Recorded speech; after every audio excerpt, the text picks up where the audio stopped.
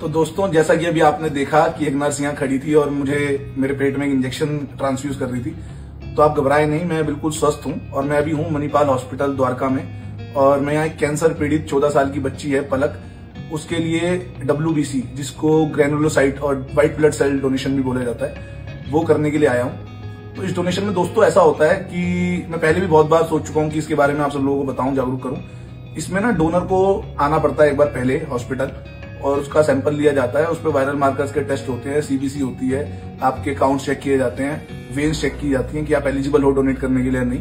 फिर आपको डोनेशन से 12 घंटे पहले, ठीक है, एक इंजेक्शन दिया जाता है जो कि आपके WBC जो होते हैं व्हाइट ब्लड सेल्स, उनको बूस्ट करता है। उसके 12 घंटे बाद ये डोनेशन शुरू होती है। मतलब अब मुझे सुबह दोबारा आना है और सुबह 9 बजे के करीबन ये डोनेशन प्रक्रिया शुरू होगी, जिसमें कि दोनों हाथों में जो है वो आपको प्रिक किया जाता है, निडल लगती है और आपके ग्रेनुलोसाइट्स जो व्हाइट ब्लड सेल्स होते हैं वो लिए जाते हैं और दूसरी वेन से जो है वो रिटर्न हो जाता है प्रोसेस।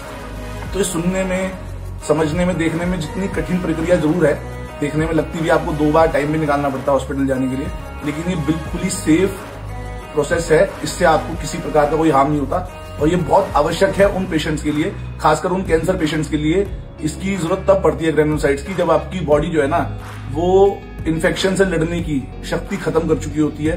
किसी भी प्रकार के एंटीबायोटिक्स को बॉडी रिस्पॉन्ड नहीं कर रही होती और बॉडी में अत्यधिक इन्फेक्शन फैल चुका होता है। तो डॉक्टर्स के पास एक लास्ट ऑप्शन यही बचता है कि किसी के ग्रेनुलोसाइट्स ट्रांसफ्यूज करने से, जो कि सेम ब्लड ग्रुप वाला ही दे सकता है, उससे बॉडी में ताकत आती है इन्फेक्शन से लड़ने की। जब कोई भी एंटीबायोटिक रिस्पॉन्ड नहीं करता है, तब आपके द्वारा दिए गए जो ग्रेनुलोसाइट होते हैं वो पेशेंट की बॉडी में जाके उन इन्फेक्शन से लड़ने का काम करते हैं और उस पेशेंट को ठीक करने में बहुत अति आवश्यक होता है। लेकिन ये क्योंकि ये कठिन डोनेशन है एक प्रकार की और काफी समय जाता है, इसमें 2 बार हॉस्पिटल जाना पड़ता है, तो बहुत लोग कतराते हैं इसको करने से, आगे आने से।